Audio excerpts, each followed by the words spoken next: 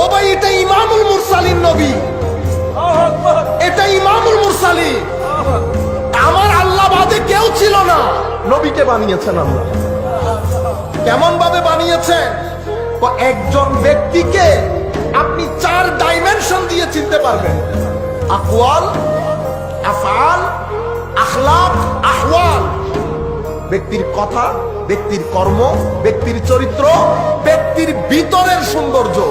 তো এই 4 গেট, যেই কোনো গেট দিয়ে আপনি ঢুকবেন, আপনি এই গেটে ঢুকে আপনি আমার নবীর ব্যাপারে মুহাম্মদ প্রশংসা না করে পারবেন না। সেই আন্দাজে আমি আমার নবীকে বানিয়েছি। নামও আমার আল্লাহ ঠিক করছেন, আপনি ঠিক করছেন। মুহাম্মদ প্রশংসিত, যার প্রশংসা বারবার করা হয়। মওলা একবার করলে করলাম, 2 বার করলে করলাম, কিন্তু বারবার কেন? তো বারবার হচ্ছে যখনই চোখ তুলে দেখবে প্রশংসা করতে বাধ্য হবে।